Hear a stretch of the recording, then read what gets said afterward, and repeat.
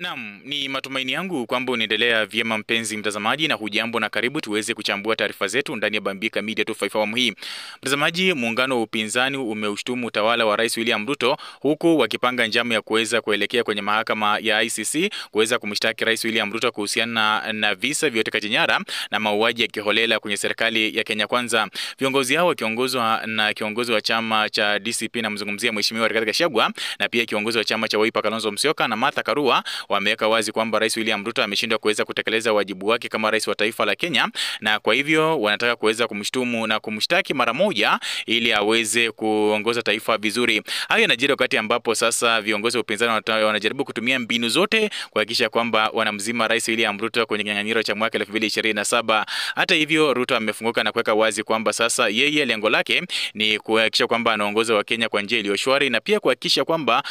Wakenya wanapata huduma bora. Hata hivyo, viongozi wa upinzani wamesema kwamba mauaji ya mara kwa mara ikiwemo mauaji ya Albert Ojwang miongoni mwa Wakenya wengine ni jambo ambalo limeweza kuwakera sana wananchi, na huenda sasa wale ambao ni viongozi wa upinzani ama wataelekea kule katika mahakama ya ICC kuweza kumshtaki Rais William Ruto kuhusiana na uongozi mbaya. Mtazamaji, kwa maoni yako, je, unafikiria kwamba Ruto anafaa kuweza kukamatwa tena kupelekwa kule ICC, ambapo ICC hayo ni mahakama ambayo yanawakamata wale ambao ni viongozi wa mataifa mbalimbali? Kumbuka hii ni mahakama ya kimataifa. La msingi hakikisha kwamba umesubscribe ndani ya Bambika Media 254 ili uweze kupata habari moto moto pindi